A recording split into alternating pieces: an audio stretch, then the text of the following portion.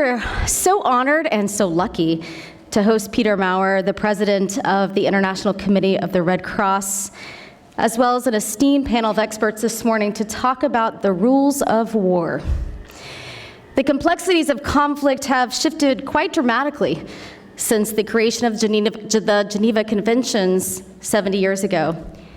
In today's world, where man-made conflicts are lasting twice as long as before, humanitarian needs are perpetually rising, or it feels so, and populist politics are normalized, it's important that we step back, that we reflect upon the foundation of international humanitarian law and the paramount role of the humanitarian principles.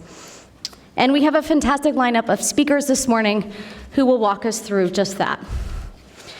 This week marked the World Red Cross and Red Crescent Day, where we honor and commend the volunteers of the Red Cross movement that stand at the origin of humanitarian action. Tragically, this week also saw another horrific, deadly attack on humanitarian aid workers in Kabul, Afghanistan. The attack is another example of the erosion of respect for international humanitarian law and the challenge of protecting civilians who are working in conflict-affected states. Our thoughts are with all of those who are affected and with the thousands upon thousands of aid workers who work on the front lines every day to help the most vulnerable. Here at CSIS, my name is Kimberly Flowers. I guess I could introduce myself. I direct two programs, one on global food security, where I track malnutrition, poverty, hunger trends in the developing world. I also direct another on humanitarian assistance called the Humanitarian Agenda. Thanks to support from the U.S. agency's International Development's Office of Foreign Disaster Assistance, or OFDA, the Humanitarian Agenda has been able to host a series of these public events over the last year or two with some of the top leaders in the humanitarian space, including the head of the International Rescue Committee, or IRC, UNICEF, UN OCHA, and now ICRC. We love acronyms. It's a lot to get that out. But the reason we do this is we want to help elevate and discuss the importance of humanitarian assistance within the foreign policy community. The Humanitarian Agenda has also created a bipartisan, high-level task force looking at humanitarian access. The task force is co-chaired by Senator Cory Booker and Senator Todd Young. And we're looking at policy solutions that can create unfettered access to all. But particularly, we're looking at protracted conflicts like Syria or Yemen. So we have this distinguished group of experts, including with representation from ICRC, and we're looking at topics ranging from the unintended consequences of counterterrorism regulations to the hopeful promise of new technologies. A report with our recommendations will come out this fall. We're going to hold a day-long conference on a variety of humanitarian issues, so please be sure you're on our mailing list because we want you there. We want to keep you engaged. This morning's event is it's co-hosted by the CSIS Humanitarian Agenda Program, which I just told you about, and also the CSIS Global Health Policy Center, which is led by our Senior Vice President, Steve Morrison. I'd like to take a minute to thank Steve for hiring me 4 years ago, helping me navigate the think tank world in that time, for being a senior advisor to our task force, and for his leadership in helping craft today's discussion. I'll now turn the stage over to Steve, who will provide framing remarks and introduce our keynote speaker. Steve.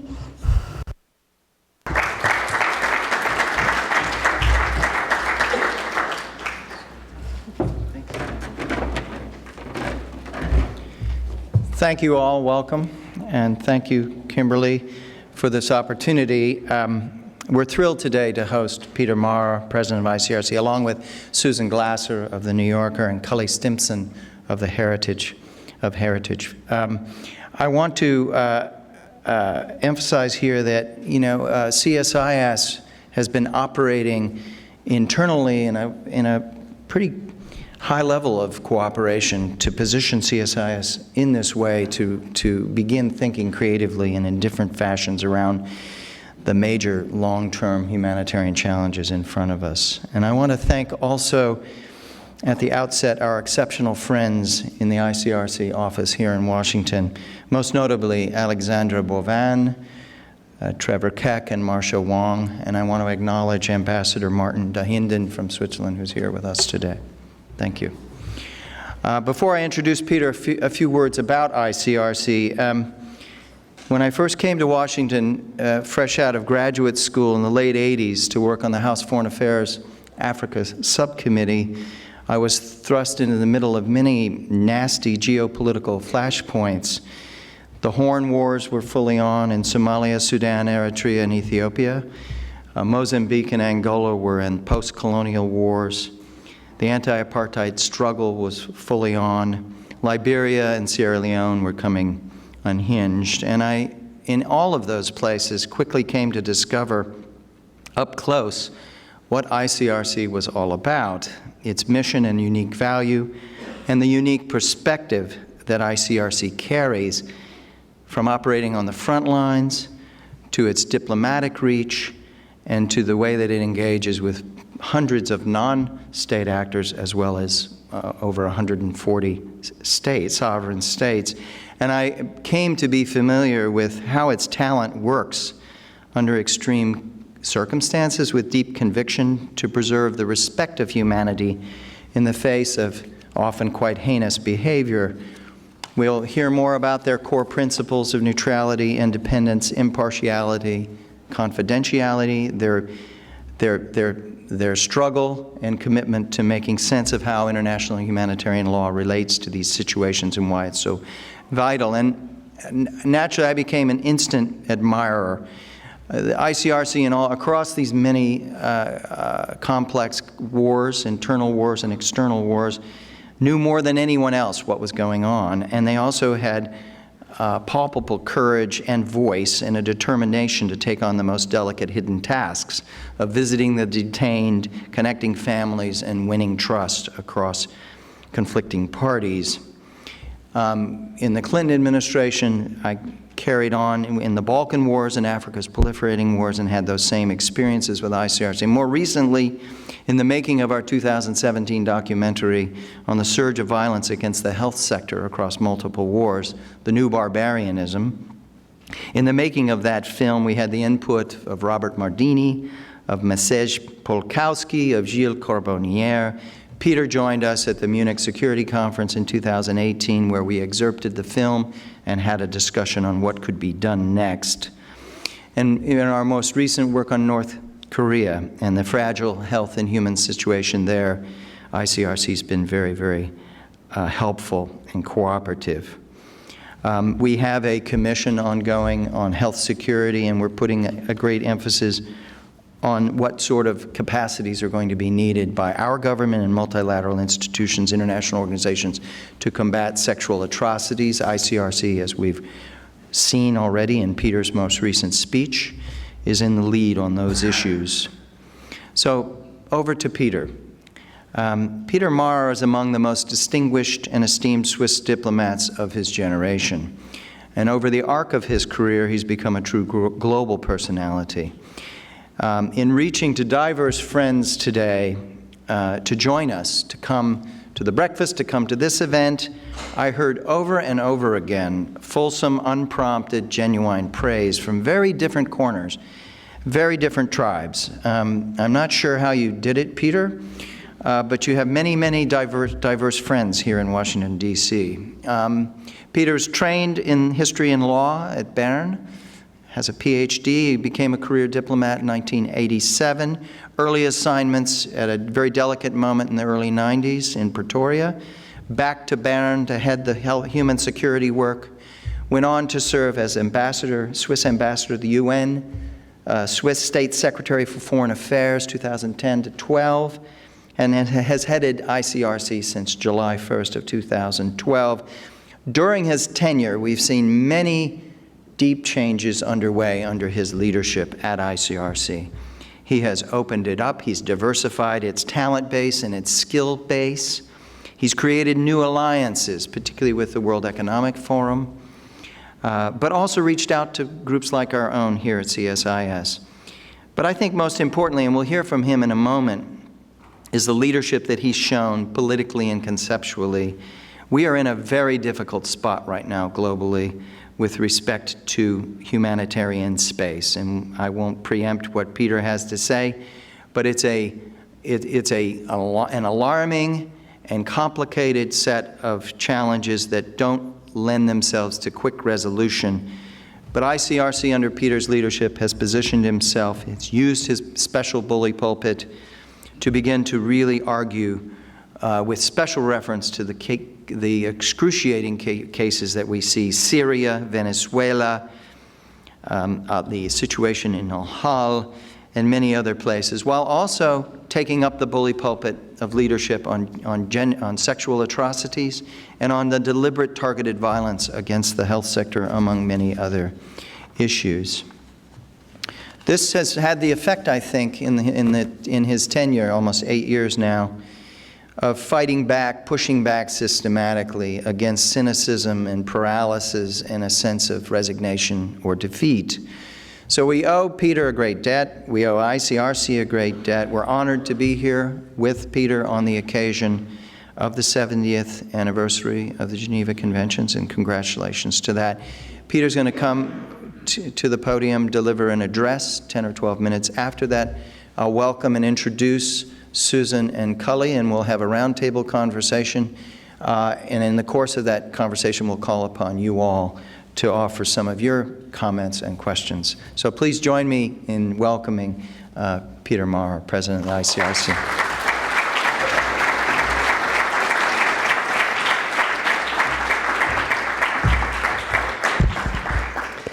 Thanks a lot, Stephen, for a kind introduction. If I have varied friendships here in Washington, maybe it's not the same Peter Maher that they are talking about.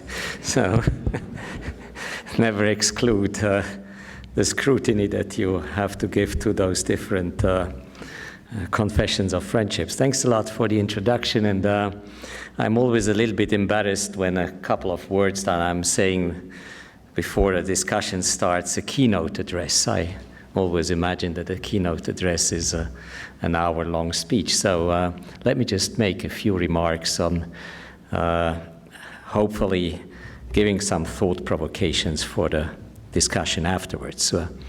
We all see the enormous violations of international humanitarian law you were referring to, Stephen, in conflicts around the world, in particular recently in Syria, Iraq, Yemen, Somalia, and many other places. And it is difficult not to ask the question, such as the question we are asking today. Is this law still relevant? Has it a future? While I'm convinced of the enormous value of international humanitarian law, we can never take this relevance for granted. To remain relevant and useful, the law needs debate, discussions, critical review, assessment of its implementation, gap analysis, follow through with the actors on the ground.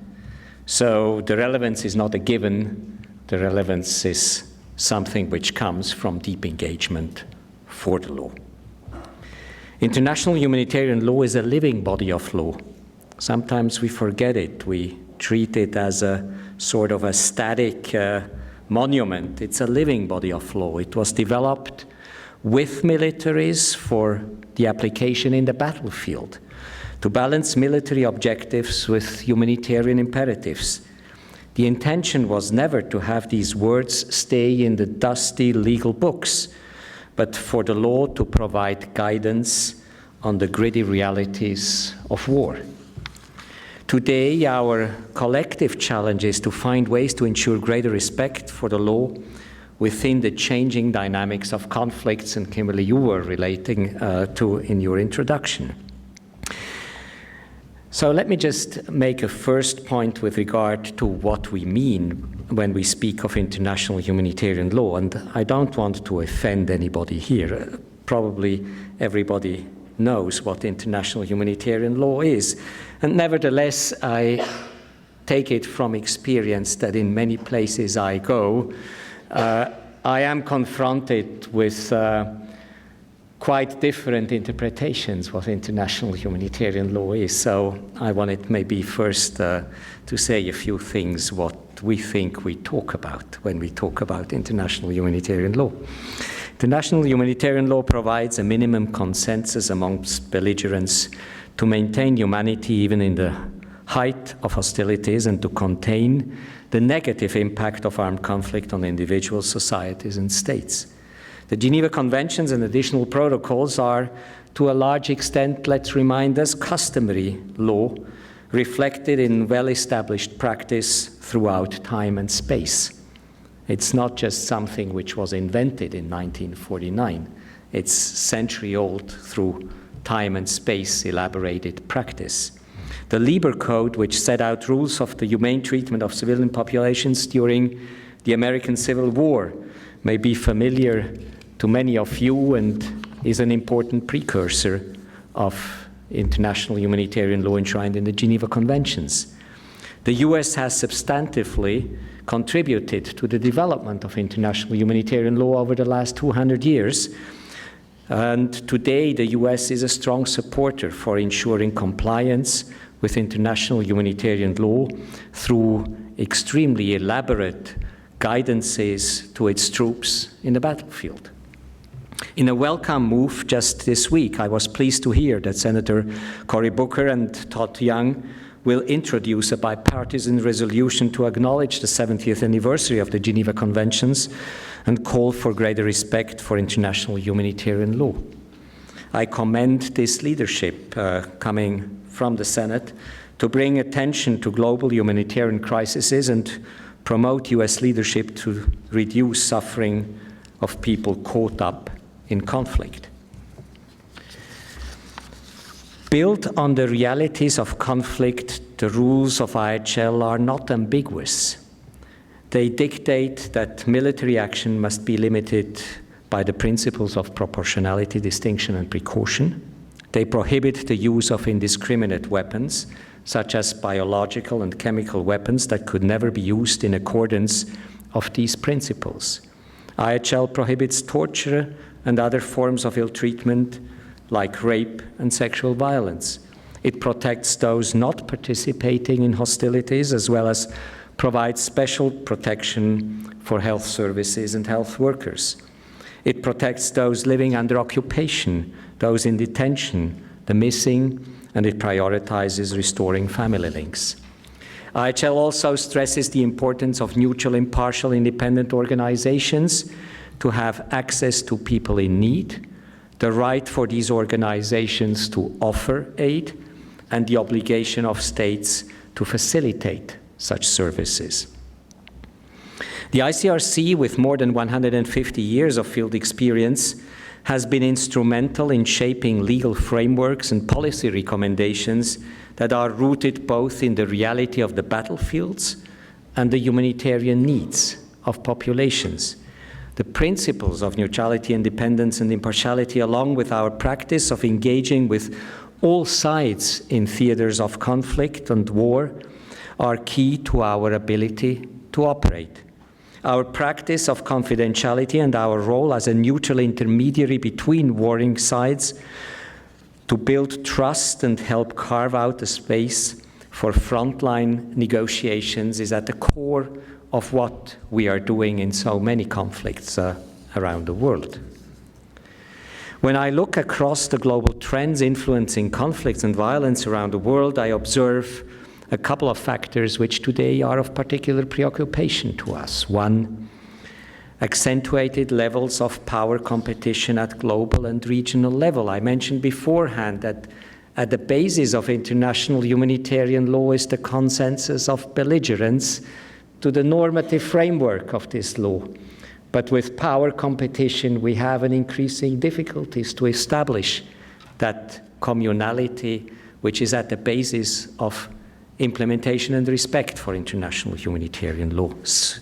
Two, the fragmentation of actors and landscapes is a big preoccupation of us in today's world. Not only horizontal fragmentation, the numbers of armed groups and armed actors we find in a specific battlefields, but also vertical fragmentation where the actors on the ground are dependent in the way they conduct hostilities, detain people, and operate or respect or disrespect from other actors at national, regional, and global level.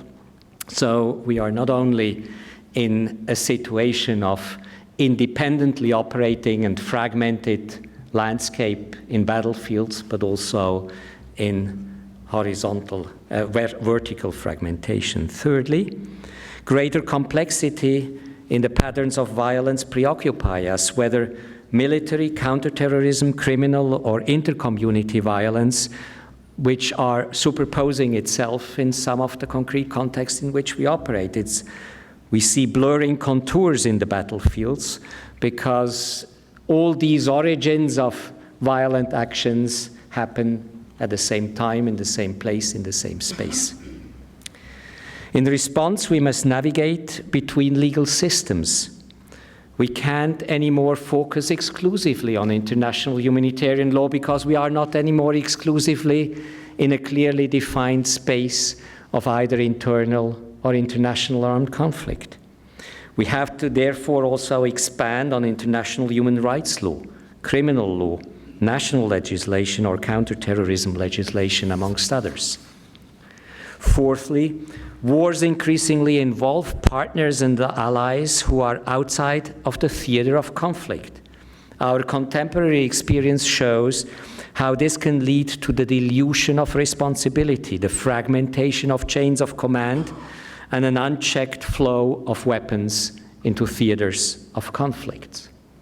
Fifthly, battlefields are now occurring in cyberspace, and advancing technology, including robotics and artificial intelligence, means more sophisticated weaponry, and big tech alongside states have become important interlocutors of ours to understand those dynamics of an expanding battlefield into the cyberspace and a modernization of weapons along artificial intelligence technologies. And finally, with the absence of political solutions in most of the conflicts in which we operate, in the big theaters of conflicts in which we operate, wars today are protracted, some lasting for years or decades. Kimberly has mentioned it in her introduction. Our average presence in the 15 largest context of ICRC operation is more than 30 years. So we are in for the long haul. Wars have become more urbanized, and they are fought in densely populated areas, causing death and injury to many civilians and destroy whole water, health, and electricity systems. We are not confronted anymore just with impact on individuals. We are confronted today in many of the theaters of conflict with systemic impacts on delivery of social systems overall. The ICRC watches these dynamics to understand the humanitarian impact of on the lives of millions of people living under the shadow of conflict and violence. We watch for the violations, but also we see the hundreds and thousands of situations where the law is respected. For example, when a wounded person is allowed through a checkpoint, when a child on the front lines receives food and other humanitarian aid, when the conditions of detainees are improved, or when they can receive contact with their families, we know that international humanitarian law is also respected. It is clear to us that when IHL is respected, harm to civilians is reduced, and reconciliation of societies is more likely to succeed in the aftermath. I'm always struck when I look at statistics. Again, when I go back to the 15 largest operation in which ICRC is active at the present moment and where we see the most systematic violations of international humanitarian law, these 15 contexts today are at the origin of more than 80% of the displacement of populations worldwide. We are not talking about a global disrespect and pattern of disrespect. We have specific places which are of particular concern.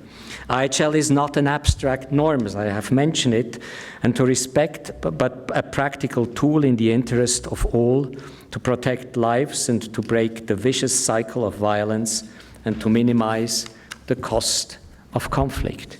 I think in the interest of reducing the bill of humanitarian assistance, which we have seen skyrocketing over the last couple of years, international humanitarian law is not only an imperative of ethics and law, it's also good, reasonable, and reasonable policy to engage in order to reduce the impact of war and violence on people. Political decisions and military conduct can protect and support civilians and humanitarian norms, or they can destroy them. They can help, or they can hinder. In this context, I wanted to mention that humanitarian organizations like the ICRC are continuously navigating dilemmas between principles, law, and pragmatism, between being an advocate for victim and a credible interlocutor for belligerents, which are at the origin of the violations of the law. We navigate constantly those dilemmas, and we are therefore aware of the narratives which challenge the acceptance of humanitarian norms or the law and the restrictions placed on impartial humanitarian action. More than once, when we engage with belligerents, we are confronted with responses like, "We know what the law is, you don't have to tell us, but we will respect it only if the other side respects it." So we are in transactional mode in many of the situations and not in normative compliance. And this is a big challenge. We see also exceptionalist arguments with belligerents, which are a preoccupation to us. Exceptionalist arguments which says the adversary is so bad that he has to be fought outside of the limiting framework of the use of force. This is, in many respects, the narratives we are confronted with. We are increasingly find ourselves at risk of being politicized, faced with security challenges that prevent access or walls of bureaucracy which prevent humanitarian actions. These are some of the real challenges we are confronted with, and it has been mentioned beforehand. We are exposed, therefore, increasingly to security risks because we have difficulties in these situations always to be perceived as the neutral and impartial actor that we want to be. In this environment, we return to the law, to principles, and to overall mandate to find, hopefully, pragmatic solutions for populations affected by violence and conflict. We are also refocusing our efforts to prevent violations from occurring. We are intensifying negotiations with belligerents for greater respect of rules. We work bilaterally and we work in smaller multilateral cycles and circles by speaking to those involved in partnered operations, reminding them to positively influence their respective allies. With a sharp increase in non-state armed groups, we are growing our expertise in patterns of influence on these groups, and including peer-to-peer and value-based drivers of influence. We have learned, for instance, that structured armed forces need to be approached in a different way than non-state armed groups, and we have refined and reshaped and multiplied the different forms of engagement, whether we talk to hierarchical groups and armed forces or whether we talk to non-state armed groups. To conclude, dear colleagues, for many decades, international humanitarian law and humanitarian action has been the domain of military and humanitarian experts. In recent years, humanitarian issues are increasingly at the core of political agendas. It is vital, therefore, that the humanitarian perspective is systematically brought into the policy debate and that humanitarian actors are cognizant of the political discussions. And it is a difficult balance to find today, that on the one side we want to prevent the politicization of the humanitarian space, but on the other hand we need responsible political actors to support neutral and impartial humanitarian assistance. And this is a big balance we are navigating. In order to keep international humanitarian law relevant, we cannot just preach implementation and complain about violations or state irrelevance, but it is clear that we need to build and to concretize how security and sovereignty are not incompatible with international humanitarian law and humanitarian action. We need to identify the pressure points which allow us to work within the framework of sovereign states who are at the end of the day giving us a license to operate or not. It is key that political agendas like fighting terrorism can be brought in line with international humanitarian law and principles, and we have to find practical solutions where the inter and conflicting relationship between those two policies, which have each one its legitimate objectives, are intersecting and causing problems to the ones or the others.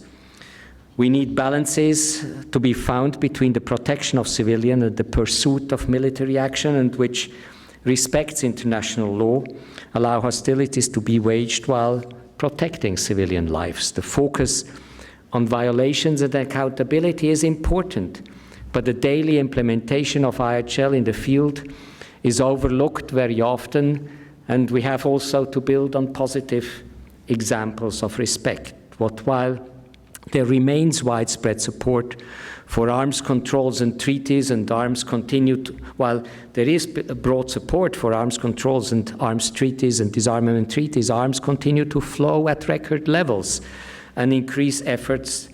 We have therefore to increase efforts of engagement to respect limitations and more stringent regulations of arms exports legislations. This year, on the 70th anniversary of the Geneva Conventions, we take stock and we reflect. The conventions were indeed made for all of us in the name of humanity. They are a handbrake on our worst impulses.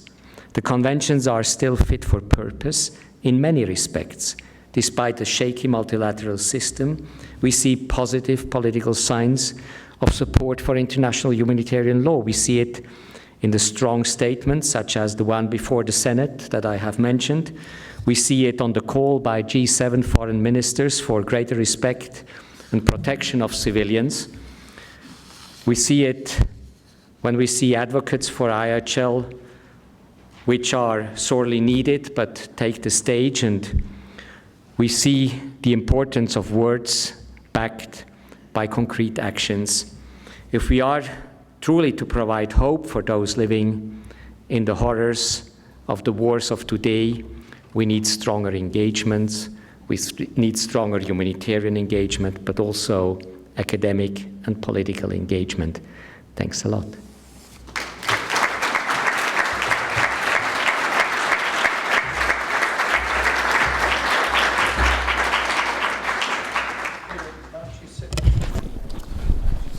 Peter, Cully, why don't you sit next to Susan? Okay. Thanks. Great to see you, Susan. Thanks. Hey, Peter. Great to see you. Nice to see you Nice again. meeting you. Great to see you. Thank you very much, Peter. I'm going to offer a few words of introduction, Susan and Cully, and then move to a couple of questions. Susan Glasser is a staff writer at The New Yorker and a premier American journalist. I'm sure many of you read the letter from Trump's Washington. It appears every Thursday evening, is it? Every Friday morning? Friday morning, Thursday night. And this week, talking about, is it a constitutional crisis we're in, or a constitutional confrontation at the Trump White House? So you bring this remarkable ability to interpret the present evolving complexities of power in the Trump era, and the complexities of power between the executive and Congress, but also looking beyond. I mean, I've been struck by the writing that you've done at the G7, at the Munich Security Conference, looking at the G7, looking at the deterioration of our relationship with Germany, and NATO, the consequences of alliances with Kim Jong-un, Putin, Eastern European fringe elements, and what this means in terms of values and norms. And it doesn't surprise me that much, because when you look back, you were a foreign correspondent in Moscow. You covered the impeachment period of Clinton in the late 90s. You were editor-in-chief of foreign policy for 5 years and international affairs for Politico for several years after that. So thank you for joining us today. I want to add one fun fact which pertains to our Global Health Policy Center. Your grandfather, is it Melvin? Blasser led the field trials for the Salk vaccine, the polio vaccine. One fun fact. Cully Stimson is an American lawyer and government official. Since 2007, he's been senior legal fellow and manager of the National Security Law Program at the Heritage Foundation. Prior to that, he served as a deputy assistant secretary at the Department of Defense in 05 to 07? 6-7. 6-7. At a critically important period, particularly around the detainees at Guantanamo Bay. Worked very closely then and since with the International Committee of the Red Cross. And he's a frequent and trenchant commentator, often on the Daily Signal, the Heritage Foundation's website, on a wide range of topics: the International Criminal Court, terror prosecution, military justice as it pertains to sexual abuse, Julian Assange's status and the prospects for extradition, among many other things. He's an active contributor to the Federalist Society and, fun fact here, chairman of the U.S. Soccer Foundation, which is one of those initiatives that since 1994 has invested over $100 million in underserved communities focused on youth. And it's a great success story. And thank you, Cully, for that work. So our first question is focused on the world of Washington. And I'm going to ask Susan to offer a few minutes of opening remarks, and then Cully, and then we'll come back to Peter. And the question is, how do you make the case in today's environment here in Washington that the Geneva Conventions truly matter, and that they remain deeply relevant to U.S. values and national interests? And when you look at Washington in the executive, in Congress, and elsewhere, where are their vocal, high-level advocates? In Peter's speeches, he's come back to this theme that there has been ground lost in the humanitarian struggles and the respect of international humanitarian law. U.S. leadership has always been essential to this. We're in a period of great power competition, and we need more high-level advocates in the space at this particular acute moment. Susan? Well, thank you. First of all, thank you very much for that generous introduction, and thank you, Peter. I think that was a really stimulating and provocative and in-the-moment speech. And I think obviously you're well aware of how challenging an environment it is here in Washington today. And I guess that's where I would pick up is where you left us in this conversation. The idea that, number one, international law, humanitarianism, is at great risk of being politicized at the very moment at which it has an urgent need to engage with the political process. I think that sums it up, I think, pretty well. You made another observation that I thought was particularly relevant to the Washington piece of this challenge, which was the idea that in recent years, essentially, this had defaulted to become a function of the military, almost a technocratic solution, as if there was such an overwhelming consensus, it didn't need to be debated or discussed. It was simply a matter of implementation and execution. And Cully, of course, can speak more to the execution side and where we are on that. But I think that's what I would spotlight today, is just very quickly this notion that we've moved beyond technocracy, and we are back to debating first principles here in Washington in a way that I've never seen in my adult lifetime. And it's perhaps not a surprise to anybody. It seems to me that we are at one of those hinge point moments, not only in our own politics, but that's intersected with a global transition or hinge point in a way that has made old certainties not so certain anymore. And this is one, but hardly the only one. So, you could say in that sense, what we're looking at is a longer term global trend, and this happens to be the American manifestation of it. And I think that's true in the politics, and I think it's true in terms of the fraying of a previous technocratic consensus, right? It's in my mind, and perhaps informed by living in Russia, traveling across the former Soviet Union, to me it seems not at all a coincidence, but very much related, the idea that you're seeing these kinds of politics and disruptions across so many different countries at the same time. This is the inverse moment from the 1989 moment. Somebody said to me not that long ago, maybe 1989 was the best year of our life and we just didn't know it. I don't know if that's the case or not, but certainly many of our assumptions, it seems to me, of that period in the early 90s are being challenged in a significant way. So that's the big picture framing. How much does, is the Trump administration the elephant in the room here? How much is that driving our politics and creating an even more challenging environment for you and other humanitarian groups? That's an interesting question, because certainly I think we can all agree that many of the longer term trends we're talking about are by no means exclusive to the United States. They're not by no means exclusive to this particular administration, right? So we can stipulate to that. However, I certainly would say that what you're seeing is a series of events and decisions, and then also at the top level, a point of view in our politics that will create its own logic. You often hear, as you do, I think, for Democrats and Republicans right now in Washington, an idea that we can sort of snap back, that this may be a particularly unconventional or challenging president and administration that he's assembled.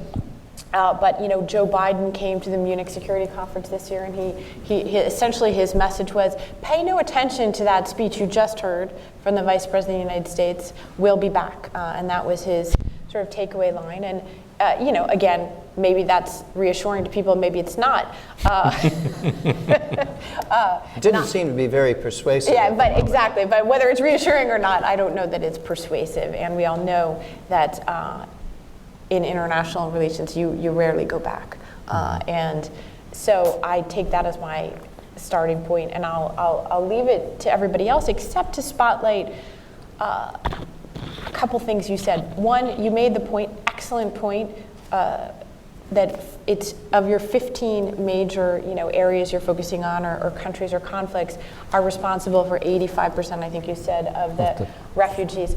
What I'm struck by is how toxic our politics has already become around the subject of refugees, and frankly how little the United States has chosen to do. Even if you put aside the toxic rhetoric of the current president and administration around this issue, even President Obama, who certainly was almost the polar opposite in terms of how he communicated around these issues, the United States was not able to provide any kind of meaningful, concrete aid to people coming here. I think the number was negotiated down even of Syrian refugees to, essentially a token gesture at best. And so, again, which is not to say I don't find the current political climate around refugees, around some of these conflict issues, around human rights to be very toxic, but also recognizing they pre and potentially post-date this particular administration.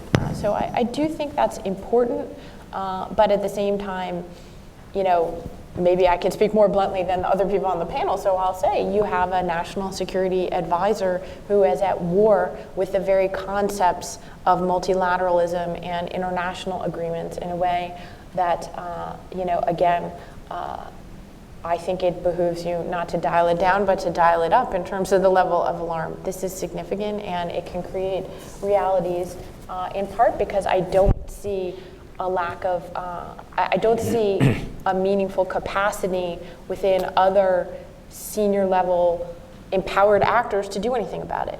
And so I think you can create significant facts on the ground. I don't believe it's just a question of rhetoric, which is something we've heard a lot in the last few years. Don't worry about the words. Everything is just fine on the policy side. I think that would be a little bit of whistling past the graveyard. Thank you. Thank you, Susan. Colleague. Thanks, CSIS, for having me. Peter, it's always a delight to be in the room with you and hear your remarks. I always learn things from you and Susan. It's a pleasure to meet you. One thing I would add, not to toot my own horn, but on the resume side, I was in the Navy, JAG, for 25 years. But my comments are not attributed to the Navy or the Department of Defense. They're just my personal thoughts. The question, how to make the case in the current environment that the Geneva Conventions matter, I think, first off, panels like this, the ICRC, when you look at what the ICRC has been doing and the engagement that the ICRC itself has had with the United States government, especially since 9/11, has been extraordinary. I think a lot of people, I don't know anybody in uniform in the United States military who doesn't have immense respect for what they do, the risks they take, and they've paid dearly. And the dialogue we've had in theater with them in Iraq and Afghanistan and Guantanamo and elsewhere. From Jeff Lone, who was the first head of the DC operation, to Alexandra, you've sent tremendous ambassadors to Washington who have really helped educate not only people in the State Department, but other lawyers in DOJ and DOD. And so I think, you're not alone in this constant re-education process, but I think you're at the pointy end of the spear. I really do. I think it's beyond dispute that the Geneva Conventions are relevant. And I think underlying and underpinning all of the law of armed conflict is really that those rules and norms are an expression of values. I was at Freedom House's annual gala the other night, and they talked about the March of Freedom is on the wane. But when you think about what we've learned and partnered with the ICRC and other groups with as a government since 9/11, we know that it's the rules and norms set by the Geneva Conventions that guide and direct the honorable treatment of combatants, that the combatants have to treat people, civilians and others, on the battlefield honorably. Nobody in the military today doesn't know that. Before 9/11, LOAC and IHL was a niche practice in the military services, frankly. After that, and over the years, not only has the ICRC but other organizations, but in particular ICRC, has worked with the JAGs and the service senior leadership to help them understand the importance on it. There's tons of academic literature. You go on Lawfare blog or these other organizations that put out and have debates and discussions. So I think they're incredibly relevant. And they're not a thing of the past. You have advocates on the Hill on both sides of the aisle, Senator Booker, Senator Young, and many other people, the late, great John McCain, who were very strong advocates for the values embedded within the Geneva Conventions. I'd also say that as we have new and evolving technologies like autonomous weapons, artificial intelligence, and cyber capabilities, those are challenging issues, and we've seen a lot of academic literature in the United States and elsewhere talking about the applicability of the values and norms and rules of the Geneva Conventions to those new technologies, and I think that's healthy. In part, Snowden and Facebook and all these other things force us to confront some of these rules and norms as well. I also think you can't look past the obvious that places like CSIS, which have been on the forefront of having these discussions, and other NGOs and think tanks in Washington, have played a major role. You asked about in Washington, so I'll turn to the second part of your question. Where do you look in Washington for high-level advocates? The sense of the Senate, the Booker-Young piece coming up. A lot of the advocates are in the room today. You look at the people who are in the room today, the people around the table at breakfast this morning, and that's just a small sliver of the many great people. Academics, Rosa Brooks, who was here from Georgetown earlier today, Marty Lederman, Bobby Chesney, lots of academics. There's been a plethora of a huge growth in academics who are devoted to IHL and writing about it, speaking about it, debating it. I think if you could multiply your staff, Peter, by 300, you wouldn't still have enough people to be in all of these debates and discussions. The executive branch, I will respectfully disagree slightly with Susan and say that the dialogue, which is confidential by design and needs to be between the ICRC and the executive branch, has continued across administrations. And that's important. I'll give you a good example of how far we've come.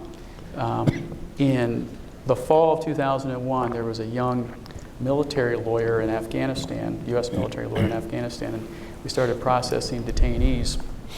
And that lawyer didn't get a lot of guidance from Washington, didn't know what the heck was supposed to do, but he'd been trained up on the law of armed conflict and the Geneva Conventions, and so when the detainees started getting processed into the detention facility, he just started providing them a care consistent with Common Article 3 and essentially POW status without the legal acronym of POW status.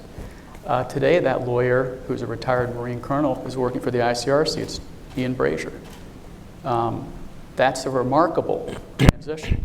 And you should ask Ian more about it later on.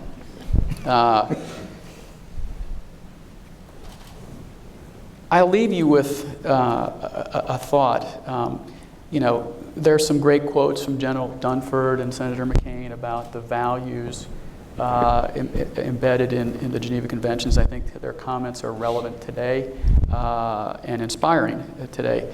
But we've embedded these principles in our doctrinal publications as well. And Peter and Alex and others from the ICRC remember back in 2006 when the Department of Defense issued their first and revised overarching policy with respect to detention. You mentioned detainees, Peter. It was DOD Directive 2310.01e, and I played a small part in helping roll out that document. And this is what I said at the time on September 6, 2006. And I think what we said here then in 2006 is as relevant as it is today, and it's still within DOD language, and that is we have accomplished a great deal today in revising and reissuing the instruction, the directive. It reflects the lessons we have learned in what we called then the global war on terrorism and in Iraq. It complies with the requirements of the law. It unambiguously articulates the values and traditions of our nation, values that John Adams called the policy of humanity, which has been the cornerstone of American ethos in warfare.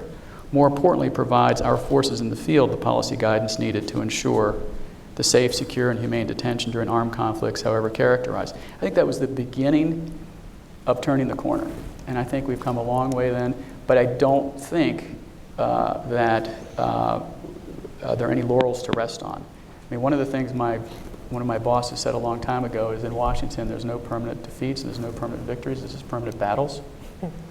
And I think that panels like this are absolutely necessary in civil society to amplify and dilate the dialogue and make the case for the continuing relevance of the Geneva Conventions and their utmost importance as an extension of our values.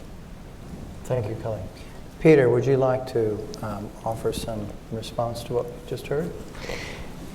Well, maybe just on one aspect which both Cullen and Susan discussed from slightly different perspective, and just to emphasize how much this is a preoccupation for us. And I'm referring to your pickup, Susan, that the sort of expert bureaucratic dialogue on international humanitarian law is not sufficient anymore, given the questioning also at many levels, by the way, not only in Washington, but in many other countries, the political questioning on some of the fundamentals on international humanitarian law. And I think this is one of the big struggles we are fighting, and we see it very much, and Kali has referred to, in a country like the United States, where the public debate on norms of international humanitarian law does not necessarily move in the same direction as the substance of debate that we have with the administration, with the militaries. So if I look at the last 20 years, it looks, in our view, like an uninterruptedly positive dimension of dialogue with the US militaries, with DOD, with other parts of the US administration. I think there is no other country in the world in which ICRC has the depth and breadth of dialogue and engagement and response than we have with the US administration. And this is obviously not in sync with some of the populist reactions to international norms, be it international humanitarian or human rights frameworks that we see in public debate. And it's something which preoccupies us a lot, because I agree with you, Susan, normally you can't go back in history. So the question is, how can you confront then also the public debate which eventually moves in another direction, be it supported or not by top-level politicians? And I continue to believe that we need to have what I call an evidence-based and public debate on that issue, which is, at least in ICRC's views, probably the only viable approach that we have to counter the questioning on some of the elements of a normative framework in the political space. And I think that's basically the way we are trying to go. But it is a big challenge, because I do agree that we cannot just go back in bringing the ghost back into the bottle, because the discussion is out there, and in order to counter the argument, as often in populist debates that we see all over the world, it is full of half-truth. And half-truth can only be confronted if you bring them into evidence-based debate. And as I alluded to in my introductory remarks, I think we are increasingly also see it as a big challenge for us, not only to reaffirm the legal and ethical framework of the Geneva Conventions, but to show why it is reasonable and useful to use it as a framework in armed conflict and situations of violence. So I found your reaction to this particularly interesting. Peter, in the face of proliferating populist nationalist governments and open scorn of international norms and institutions, and the dehumanization of many refugee populations, other migrant and displaced populations around the world, as the guardian of international humanitarian law, how do you reshape your strategy? I mean, evidence is important, but we've had this same debate in looking at the rise of the anti-vaxxer movement and the collapse of coverage rates in many different vaccine immunization coverage rates in many places. The roots of this, the skepticism, the paranoia, the sort of inward looking around science, around elected authorities. How do you, and then the same debate comes up, well, what do you do? And social media being a very powerful driver of lots of misinformation and just warped and distorted views, along with leadership itself. So we're in a different moment, it seems to me, fundamentally a very different moment. What would you say in terms of your strategy? Well, I think we have thought quite profoundly in our last institutional strategy, how do we have to adapt engagement for the law, and how do we have to differentiate our strategy given the more complex environment in which we work. And you may have seen that I would probably characterize our work for a very long time on focused on the unquestionability of the international humanitarian framework, and then trying to negotiate and to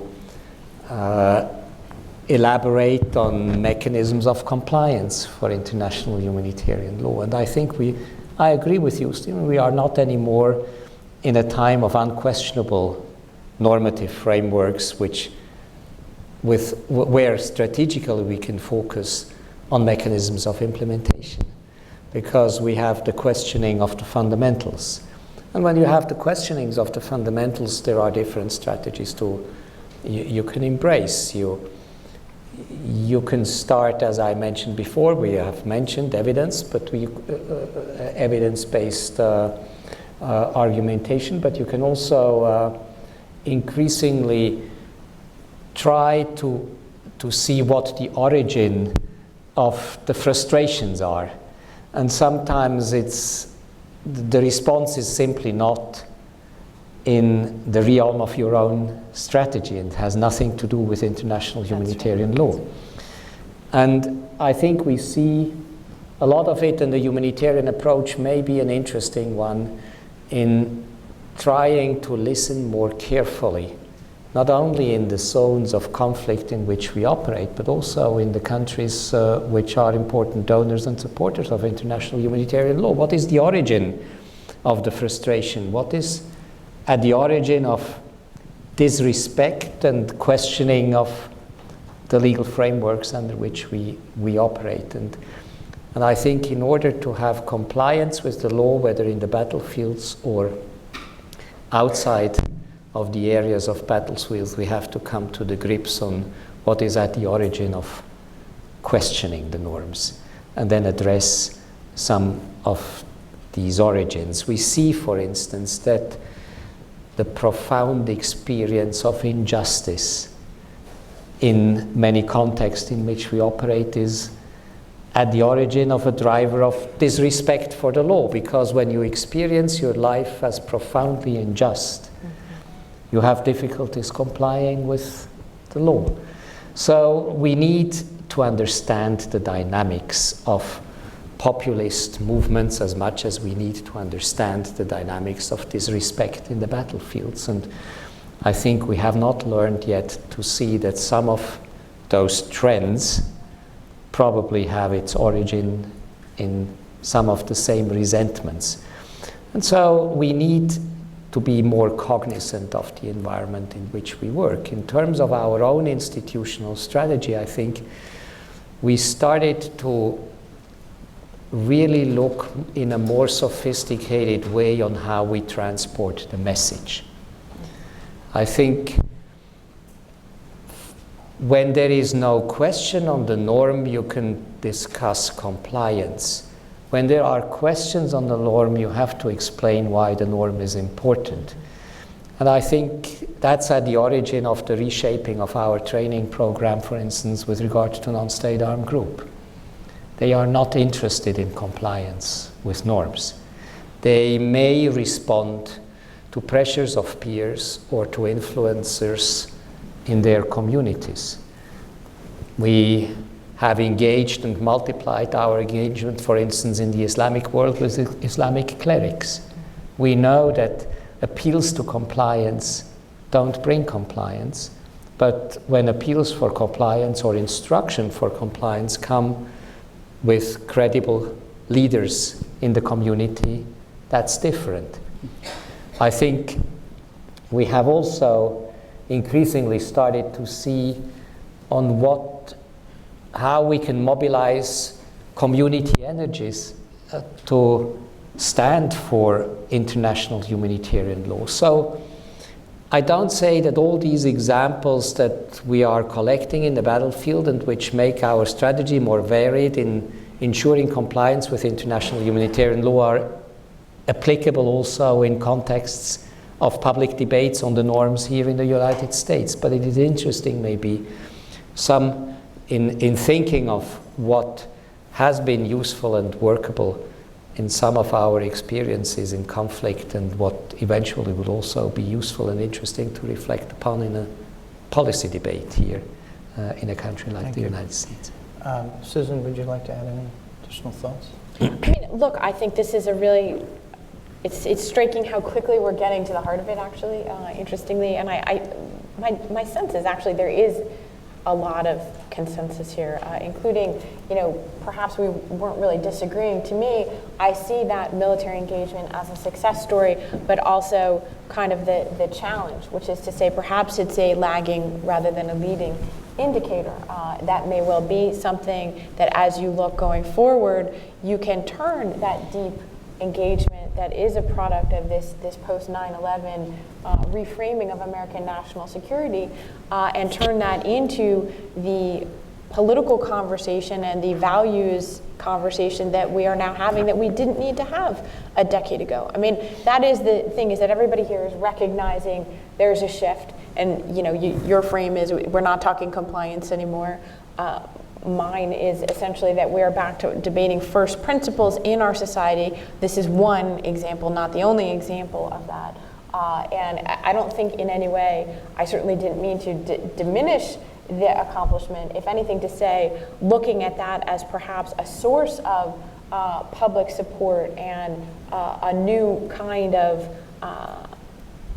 political commitment, essentially. We're used to thinking not only of our commitment to international humanitarianism, but also to the U.S. military, almost as something that there's consensus on our society. And, the political model that springs to mind, and again, you could see this as positive or you could see it as worrisome, is from the very beginning of this presidency, when you had a president who came to office explicitly disavowing the international commitments that the United States had made and saying that he was an advocate of torture. And it was the military and the defense secretary who literally had to persuade in public view the commander-in-chief that in fact, putting aside as a rule of law, but simply as a practical matter, right? The argument that was very interesting that Secretary Mattis made to President Trump was not, well, this is the law and we've agreed to this, but that it protects our soldiers, that it protects our country to do this, that it's a form of sovereignty, in effect.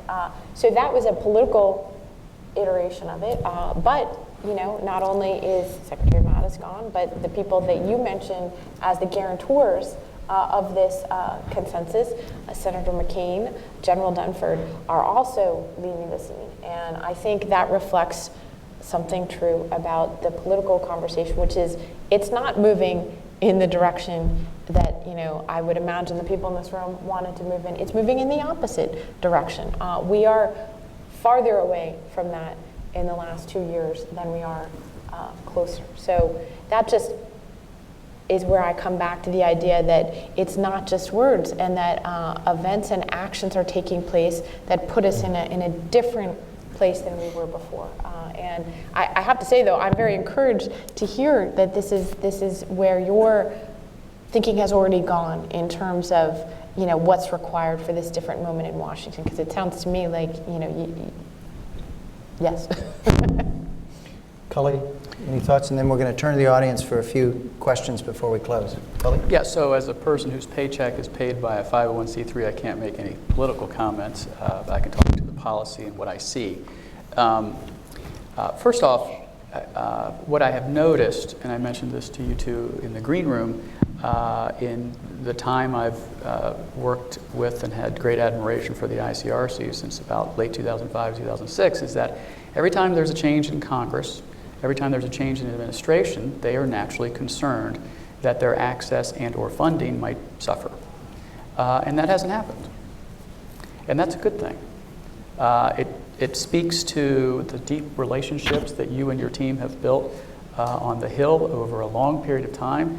And of course, when you think about it, 50%, in other words, say it a different way, only 50 current senators voted for the 2002 Iraqi UMF. The other 50 weren't even in the Senate.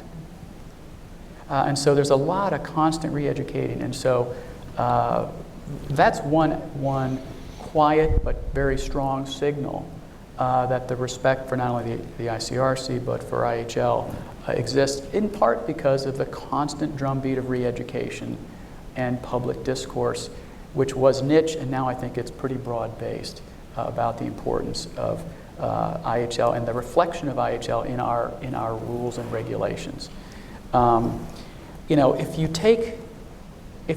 you step back, and I know it's hard for some people, but if you step back from the last 5 years, 4 years, 2 years, pick your short period of time, 10 years, and you look at the arc of the challenges to IHL since, let's go back to 49.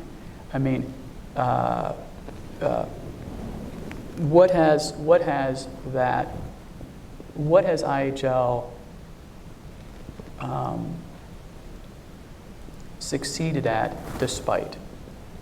despite totalitarianism, despite different forms and flavors of nationalism, despite Marxism, despotism, jihadism. Fill in the ism you want.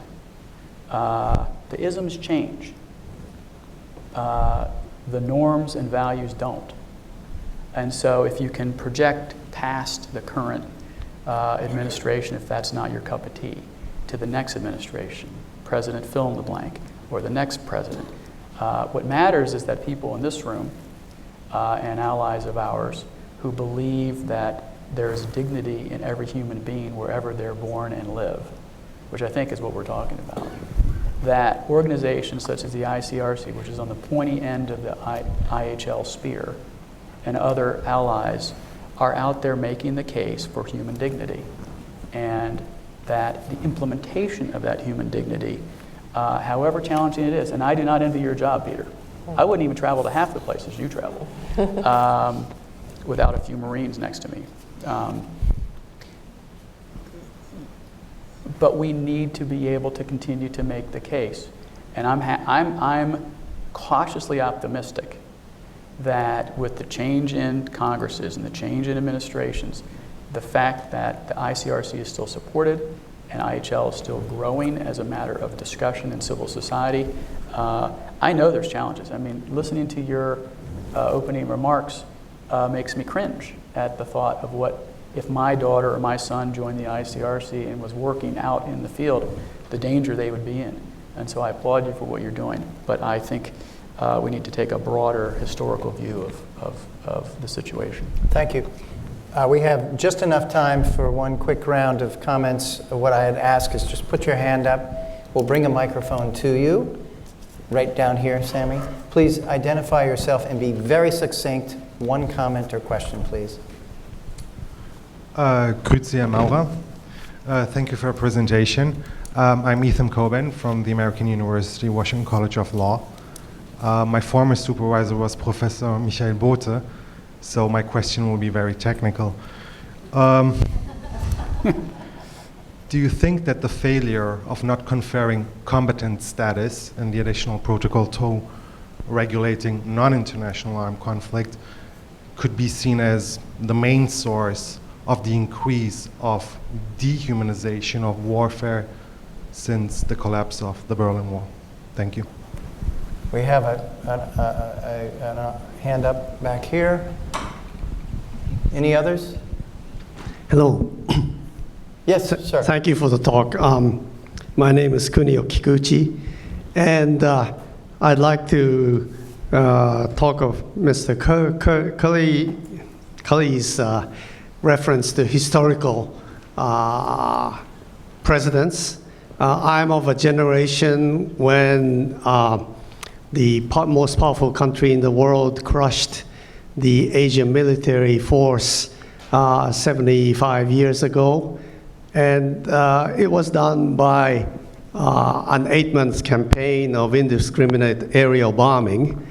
And I still don't know if the Red Cross ever made a comment about how cruel and dangerous that was to the rest of humanity.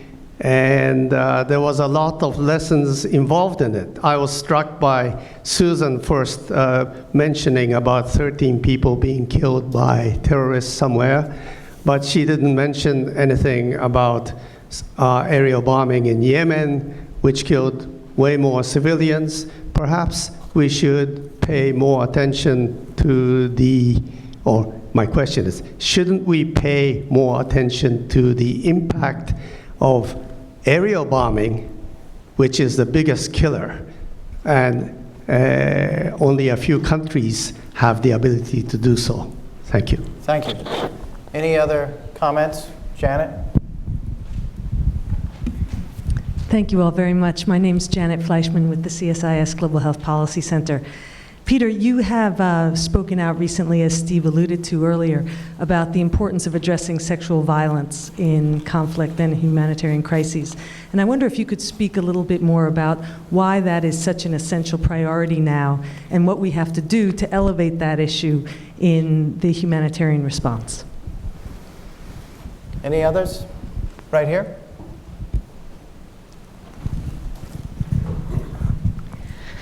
My name is Shannon Norcutt. I'm with Save the Children. So I feel like I wanted to recognize the fact that children in war are facing increased violations, and IHL is not quite doing enough to protect them. We've seen since 2010 grave violations that have been verified by the UN against children triple.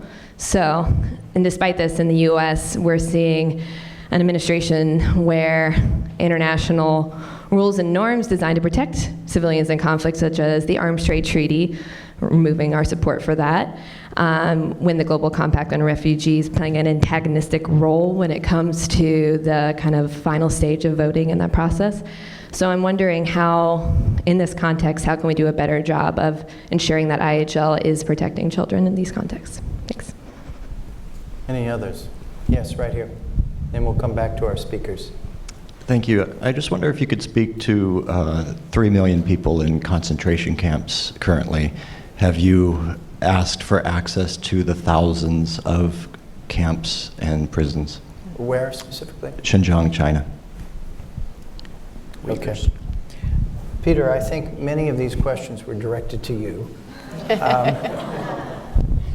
So I'm going to turn back to you to treat them. We've got 5 different questions. Yeah, let me just maybe first say there is I think we should not try to sort of find an origin of all the problems in a lack of mechanism here or there, or a lack of a normative framework here and there.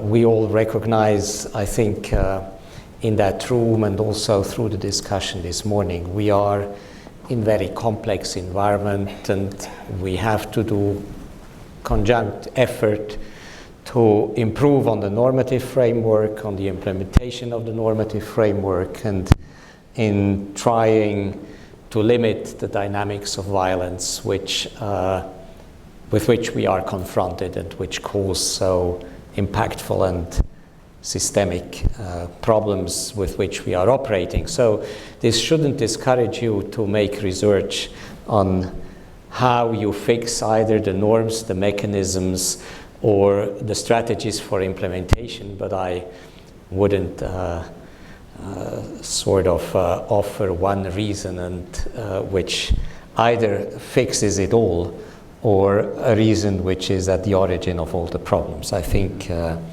we are in too much of a complex environment. I'm sometimes confronted with this question, and at least 3 of the 5 questions basically go back to the point, have you expressed yourself on this? Have you asked this or that? I mean, I think that's not the point. You know, and I have alluded to this morning, what our basic strategy is. It's engagement with belligerent to ensure respect and to help them respect international humanitarian law. For obvious reason, this entails to a large extent diplomatic and confidential engagement with those belligerents, and that's what we do. And the measurement for us is not whether we speak out against something. We may speak out at certain moment when we think that we have exhausted diplomatic and confidential tracks, and we may speak out occasionally also to advocate and for respect or to express our frustration for disrespect. But I encounter that in many places, and I really also wanted to impress on you that the measurement of engagement is not necessarily a public declaration of where you think violation happened. With regard to also demanding access to places of detention in the world, let me just remind yourself, all of you, on what the legal landscape is under which we operate. The legal landscape is that ICRC has a conventional right to ask for access to prisoners of war in international armed conflict. Even in non-international armed conflict, this right is not enshrined. It has to be negotiated by consensus of the respective parties, and not to speak outside the realm of either international or internal armed conflict.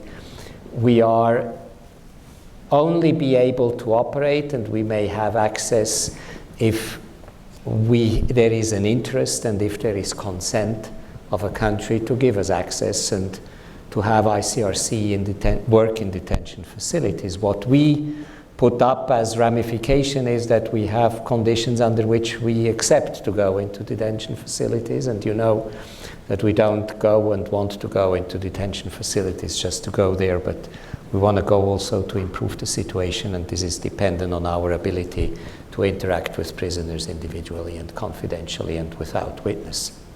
So there are ramifications from both sides. From ICRC sides, what we are ready to do in order to visit detainees, and there are ramifications from countries which limit our possibilities to even demand by law access to detention facilities. So I just wanted to impress on you on that. Just fun fact, interesting figures. At the present moment, the prisoners of war that ICRC visits, according to the Geneva Conventions, are less than 100 in the world, while we visit more than 900,000 prisoners by having negotiated consensus with more than 100 countries in the world who allow ICRC access to detainees. So you see the discrepancy also between when we operate within the strict legal framework of international humanitarian law and how the organization has evolved to respond to problems, to engage with states, to negotiate consensus on certain policies and surfaces and licenses to operate, and there is this discrepancy we have always to consider. Let me say something about sexual violence. It's a big debate, I think, in the humanitarian community and not least within ICRC as well. Why is it important and what can we do? I think the why it is important is really a big learning process also for the institution, because sexual violence, contrary to many other forms of violence, is a hidden form of violence which doesn't pop into your eyes as aerial bombardment or illegal use of weapons. Sexual violence is a hidden crime which has its intricacies and is difficult to find. But once you operate under the hypothesis that it takes place and you are looking for evidence, you see that it is one of the most prevalent problems of violations of legal frameworks that we are encountering. And that's the reason why we are convinced today that it has to be an institutional priority. How do you deal with it? I think the second recognition is on our side that we can't deal with it in the usual way, because it is not a violation which carries the usual mechanisms. Because it is in many respects a hidden violation, we can't, for instance, do proper needs assessment on sexual violence, because in order to have the trust of the victims and to find out what the problem is and to define policies to address and practices to address these problems, you need other methodologies. And I think that's the core of the challenges with which we are confronted. We deal with a hidden pattern of violence in which the traditional mechanisms and approaches of humanitarian assistance, which are valid for health and water and shelter and everything physical, is not valid in that sense. And that needs a different approach. And I think we charter our way forwards in trying to hypothesize, to do pilot projects, to find practices which work, to find new and innovative approaches. And I think The big problem at the end of the day is that we are in another category, but once you start with the hypothesis that it is a problem, then you will find the problem, and it is a huge concern. I didn't respond to all of the questions, but I think I responded to many of them. Yes. We're getting to the end here. What I'm going to do is start with Cully, Susan, Peter, to close by taking a minute to offer your thoughts on where do you find the greatest hope in this situation that we face. I think we've had a very rich conversation today, and we've heard extensively from Peter the nature of the challenge. And it is daunting. It is aggravated. It's perhaps not moving in the right direction by most accounts. So where do you find hope? Cully? Well, thank you again for hosting this. Actually, it was something that Peter said a little bit ago that I'll start with, and that is when you alluded to a continuing and fruitful dialogue in the executive branch. When I had the privilege of being that person who had those discussions, I always said to Jeff Lone, you helped me do my job better. And I meant it, because it was true. And I think all of the other DASDs and people at State and elsewhere felt that was true too. We may have had differences on the margins, but we benefited from that. And so I think my glasses half full comment is that because we enjoy a constitutional republic where the rule of law ultimately matters over the long haul, and we have a First Amendment that allows for conferences and discussions like this across a wide variety of opinions, and we have a Congress that can't agree on anything, that water is wet and the sun sets up in the east, but they can do a consensus that IHL matters. Cory Booker to Young, that's a pretty wide gap, but clearly violently in agreement on something that is important that matters to all of us. And I think, to my more pragmatic point that I made earlier, is that we are in a different place institutionally, especially DoD-centric, but I'll add state to it as well, than we were back in 9/11, where there's a very rich and ongoing vibrant debate about the applicability of the norms and the Geneva Conventions to emerging technologies and new ways of confronting privacy issues and the rest of it, and war. That's healthy. And so I think that's why I remain cautiously optimistic. Thank you. Susan? Well, thank you, and I appreciate the exercise of being optimistic, and also I really just want to thank you for your work and to all these good conversations. No, but I will say I don't disagree, and in fact, actually, in particular on this last point, is a genuine reason for optimism, and I do share it, which is the institutionalization and the embedding of these. These are values, of course, of international humanitarian law that are consistent. They are American values, and ultimately, if we are able, and I certainly hope that we are, to look back upon this period in a way that gives us hope, what we will look back on and we will see is not only that these are American values as well as international values, but also that the exercise of the debate itself and this return to first principles, of course, is what each American generation has had to do in order to make those institutions and those values its own. And that certainly is our history, or it's one way of looking at our history. And I don't rule that out as the outcome here. I think it seems to me that you had already reached long past the danger point over the previous, say, decade and a half, where institutions and frameworks and alliances were continuing on without a shared consensus about, what does NATO mean to me today? Why, is the UN relevant, or does it even function? And everyone understood there was no consensus for reforming those institutions, or even having the conversation. Well, we're having the conversation.